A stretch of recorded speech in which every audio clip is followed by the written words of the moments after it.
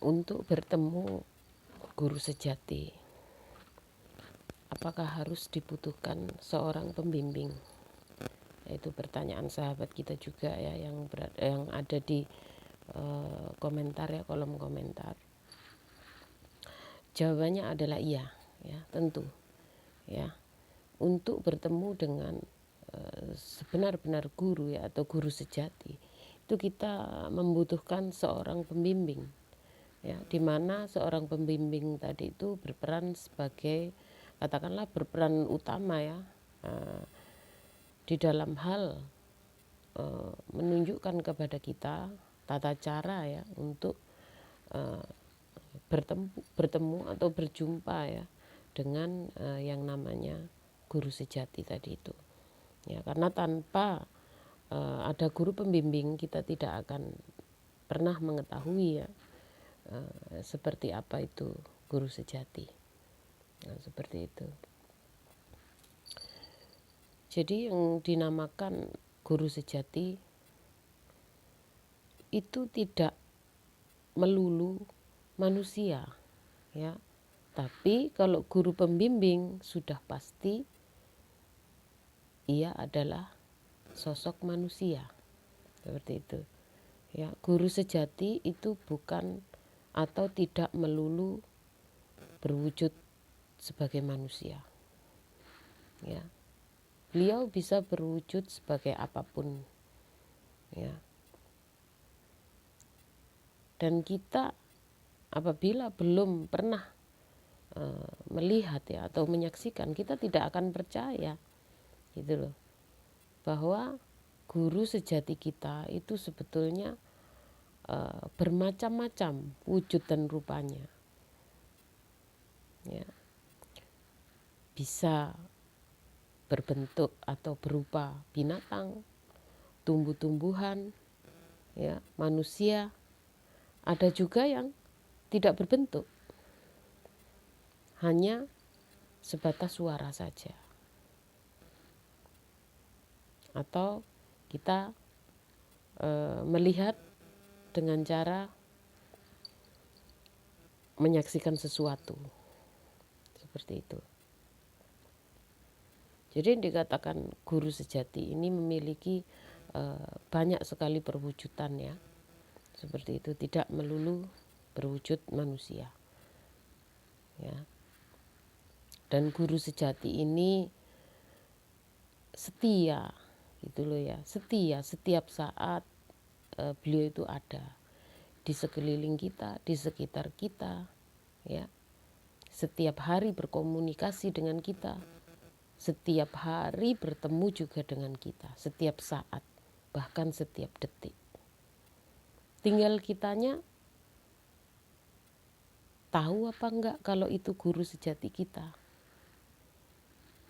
Itu ya. Sebetulnya segala sesuatu ini mengajarkan kita ya kepada sebuah kebenaran. Akan tetapi karena kefanatikan, kita akan menjadi buta, tidak bisa melihat guru sejati kita. Di dalam agama Islam ya, pengajaran para pendahulu kita, saya sering sekali mendengar beliau ini atau guru-guru saya ini mengatakan bahwasanya jangan pernah engkau melihat siapa yang menyampaikan, tapi lihatlah apa yang disampaikan. Itu kalau saya ambil pahamnya atau saya ambil kesimpulannya, dengarkan ya. Dengarkan dengan tanpa melihat pada suatu kelompok atau kepada apa yang menyampaikan. Gitu loh. Jadi dengarkan dengan pejam mata. Ya, dengan berpejam kita tidak akan melihat siapa yang menyampaikan. Gitu. Dengarkan dengan hati, ya. Betul-betul dengarkan dengan hati sampai menembus kepada kedalaman jiwamu. maka kamu akan tahu siapa sih yang berkata-kata itu. Gitu loh. Ya. Jadi memang tidak mudah kita untuk dapat berjumpa dengan guru sejati tanpa ada yang mengajarkan tata caranya. Itu karena tata cara itu penting sekali ya. Penting sekali kita mendapatkan yang namanya tata cara untuk menemukan sesuatu yang mungkin sudah lama kita cari ya. Seperti itu. Nah, ini kebanyakan karena kenapa kita buta melihat guru sejati itu karena kefanatikan. Ya. Terlalu fanatik, saking fanatiknya terhadap agamanya sendiri, terhadap kepercayaannya sendiri, keyakinannya sendiri, sehingga kefanatikan itu tadi menjadikan suatu penyebab ya kebutaan bagi seseorang tersebut. Jangan pernah fanatik, gitu loh. Andai kata engkau tahu seperti apa dan bagaimana asal mula seluruh alam semesta ini tercipta, maka kefanatikanmu itu akan hilang dengan sendirinya. Kuncinya satu ya untuk melepas kefanatikan itu. Satu kuncinya. Harus mengetahui dari mana sih asal mula alam semesta ini ada. Ya. Seperti apa sih awal mula alam semesta ini tercipta. Dulu ya, waktu saya menjalankan praktek ya, atau melakukan praktek dari guru saya ya, praktek untuk katakanlah menyaksikan guru sejati, itu saya tidak bisa melihat selain kepada perwujudan manusia, baik itu bebatuan, baik itu binatang, baik itu tumbuh-tumbuhan. Di mata saya melihatnya itu adalah manusia. Bahkan waktu itu sampai saya dianggap gila. Gara-gara apa? Saya tidak melihat yang mereka lihat. Saya hanya melihat satu wujud, yaitu manusia. Ya, saya sempat dibawa masuk ke rumah sakit jiwa 3 bulan. Gara-gara saya suka bicara sama binatang, suka ngobrol sama tumbuh-tumbuhan. Karena saya melihat pada mata saya hanya melihat satu wujud. Meskipun orang mengatakan itu pohon, tapi mata saya ini melihat itu adalah manusia. Gitu loh. Dan ketika kita bisa bercengkrama dengan mereka akan memberitahu dengan sendirinya, sampean akan tahu dari mana mereka ini berasal. Itu ya. Seperti contoh tumbuh-tumbuhan, binatang, bebatuan. Dari mana asalnya? Nanti sampean akan tahu dengan sendirinya apabila sampean sudah dapat berjumpa dengan guru sejati itu tadi. Ya. Itulah pengalaman saya menyaksikan ya atau berjumpa dengan guru sejati. Itu tanpa puasa, tanpa tirakat, ya, tanpa wirid. Kuncinya hanya satu, ya, bakti kepada guru. Taat dengan perintahnya, lakukan apa yang ia anjurkan. Itu aja. Nggak ada yang lain, ya. Puasa lewat, zikir wirid doa lewat semua itu. Ya, apabila sampai taat dengan kata-kata guru tadi itu.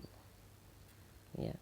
Jadi seorang guru ini pada setiap ucapannya, itu kalau saya ya dulu, pada setiap ucapan beliau ini saya anggap perintah. Gitu. Jadi guru saya mengatakan apa saja, berbicara apa saja, itu saya anggap itu adalah perintah buat saya. Meskipun beliau ini tidak mengatakan, Zahra kamu begini. Meskipun beliau tidak mengatakan seperti itu, beliau hanya sebatas cerita saja, itu saya anggap sebagai perintah untuk saya, untuk pribadi saya. Itu adalah kunci utama, ya. Kunci utama untuk menemukan rahasia, yang tidak melalui zikir wirid tirakat segala puasa. Gitu. Ya. Semakin sampean berpuasa, semakin jauh dari kebenaran. Semakin sampean itu tadi berzikir wirid, semakin sampean bertirakat, sampean akan jauh dari apa yang sampean cari. Hanya satu kuncinya, taat kepada guru, bakti kepada guru, betul-betul bakti. Apapun yang beliau ucapkan, anggap itu adalah perintah bagi diri sampean. Maka di situ sampean akan menemukan yang namanya rahasia yang bersifat kebenaran, ya. Jadi ada mengandung sebuah kebenaran yang sangat luar biasa di dalam tiap-tiap kalimat yang kita dengar. Gitu. Apalagi kalimat itu datang ya daripada seorang guru, itu sangat luar biasa ya. Ada kandungan-kandungan yang sangat pokoknya istimewa banget lah gitu. Sayang sekali guru saya jauh, guru saya kebanyakan di dalam hutan ya, tidak, katakanlah beliau ini tidak bisa dijangkau dengan mudah ya, tidak bisa dijangkau dengan mudah, sehingga saya jarang sekali bertemu dengan beliau ya. Sudah, apalagi sudah saya pindah ke Jawa ini, saya sudah hampir 8 tahun ya, kalau nggak 7 tahun saya pindah ke Jawa ini. Sudah hampir-hampir saya nggak pernah berjumpa lagi dengan beliau, akan tetapi beliau selalu hadir, beliau selalu ada membimbing ya dari dalam ya, seperti itu. Selalu ditunjukkan ya, ini rahasia, ini semua ditunjukkan nanti. Gitu. Ya. Jadi itu ya sahabat, jawabannya dari pertanyaan sampean yang ingin mengetahui dengan apa guru sejati ini dapat kita capai. Ya, yaitu tadi pernyataan saya berdasarkan pengalaman pribadi saya ya. Karena tanpa pengalaman saya tidak akan mendapatkan suatu pengajaran. Ya, saya dapatkan pembelajaran itu daripada pengalaman pribadi. Seperti itu, ya. Oke, makasih banyak udah mampir di channel Nyai. Siapapun yang ingin mempertanyakan sesuatu ya, yang katakanlah ingin ditanyakan kepada Nyai, silahkan tulis di komentar.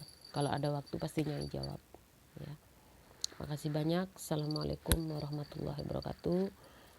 Semoga semua makhluk berbahagia, semoga hajat sampean semua terkabul.